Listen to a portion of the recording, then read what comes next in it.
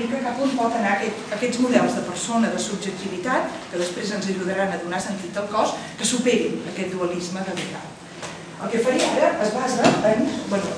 faré una mica d'aportació des del que serien els estudis contemporanis lacanians, d'aquest Jacques Lacan, el filòsof psicoanalista que, per molts és com un anatema, ve des de la teologia i l'antropologia, però que en la meva pròpia evolució i estudis em sembla que aporta coses molt positives, tant per fer preguntes fonamentals en el paradigma medicocientífic com per poder entendre aquest paradigma o aquesta experiència religiosa en un context que sigui comprensible per tothom, tant si l'ha tinguda o no l'ha tinguda o si l'ha tinguda de forma incerta dintre d'una religió o completament fora dels paràmetres habituals.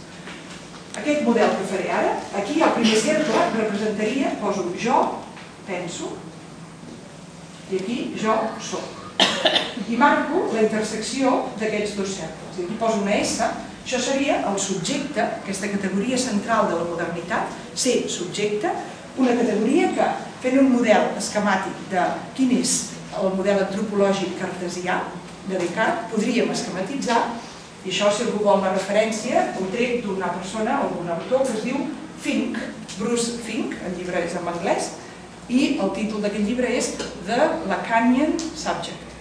Un llibre, jo crec, molt recomanable, no només pels que es dediquen als estudis lacanians, sinó en general per tothom que vulgui aprofundir aquests models antropològics en diàleg amb la cultura contemporània. Fink. Doncs bé, aquests esquemes que explicaré són trets de Bruce Fink i continuo amb el primer, que és el model cartesià o el model propi de la modernitat. Jo penso, representaríem el primer cercle, jo soc. I sabeu el dictum cartesià per excel·lència, el cogito ergo sum, no? Penso, per tant, dubto, però penso en el sentit que soc conscient que penso i, per tant, soc. A la mesura en què penso, soc.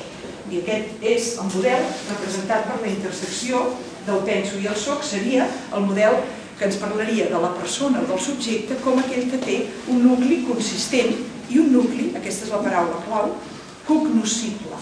És a dir, que com més m'apropo a la persona, com més m'apropo al subjecte, més conec, més soc capaç de donar nom, de definir allò que la persona o el subjecte és. Aquest és el paradigma medicocientífic per excel·lència que simplement trasllada allò que és el coneixement de les ciències naturals en el coneixement de les persones i de les seves patologies.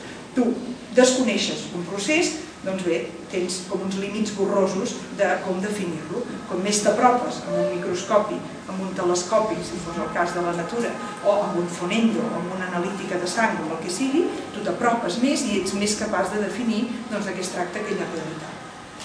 Això seria el model cartesià. Ara posaré aquí sota el model lacanià. Fem els dos models de darrere. ¿Se ve? No. Bueno, pues lo pondré encima, no pasa res.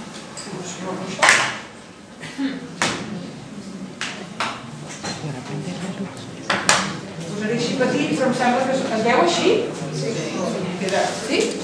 Més o menys. Aquí poso igual, jo penso, i aquí poso jo soc.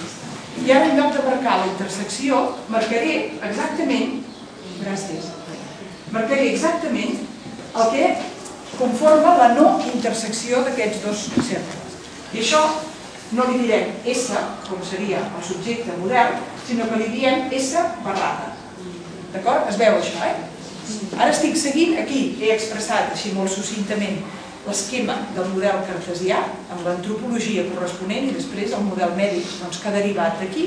I ara aquí dalt intentaré dir alguna cosa significativa sobre el model lacanià, que seria el model que està potser més de moda o que es discuteix més en el que serien els corrents filosòfics d'això que anomenem postmodernitat.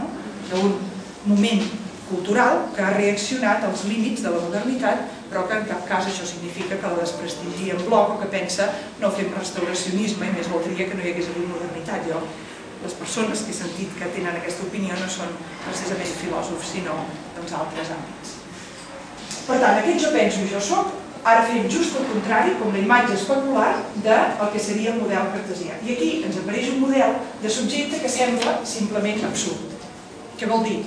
A veure, què vol dir marcar? Precisament el que no té intersecció. Vol dir que en tant que jo penso, no soc, i en tant que soc, no penso. Això és un absurd. Així ja s'entén que hi hagi crítics contemporanis que diguin que la postmodernitat i el seu model de subjecte és una absurditat. Això és no un model de subjecte, sinó és l'antisubjecte. És a dir, ens hem carregat el subjecte. Primer ens carreguem a Déu, a l'inici del segle XX, Déu ha mort, i ara ha mort el subjecte i doncs viva la Pepa, ja no sabem on som. Això és així ràpid, però aquesta crítica, com sabeu, de l'absència de contingut substantiu, de contingut que pugui ser conceptuat com a quelcom positiu del model de subjecte imperant de forma teòrica, com estic fent jo ara, o de forma en literatura. La literatura contemporània, l'art contemporani, el teatre, totes les formes d'art, sembla que com a referent han rebutjat aquest subjecte que té un nucli dur i cognoscible o definible i que predica un tipus de subjecte que ha perdut tota consistència, perquè en el seu nucli el que hi té és un espai buit. Doncs bé, el que en el segment següent de la meva presentació voldria argumentar és que aquest subjecte no només no és un subjecte absurd, o, què vol dir absurd? Incapaç de responsabilitat, que és la crítica més forta des d'un punt de vista ètic en aquest subjecte, no és un subjecte incapaç de responsabilitat, sinó que és un subjecte màximament responsable, que té aquest potencial, i a més és el subjecte de la mística, i aquí lligo amb l'experiència religiosa, i a més és el subjecte que en la literatura de dones, sobretot la literatura mística, i ara estic pensant en Gertrudis de Helfta, però podríem pensar en totes les místiques medievals, aquest, i per tant en l'escriptura de dones des que comença el procés que se'n diu en literatura de la subjectivització, aquest seria el subjecte que més lliga amb aquesta experiència que fan aquestes dones de l'època medieval i anterior, des que tenim consciència escrita o constància escrita de qui soc jo, de la meva identitat, que té en compte el cos i que partint del cos precisament i paradoxalment, en lloc d'arribar a un model de tipus positivista, de tipus objectificador o de tipus mecànic,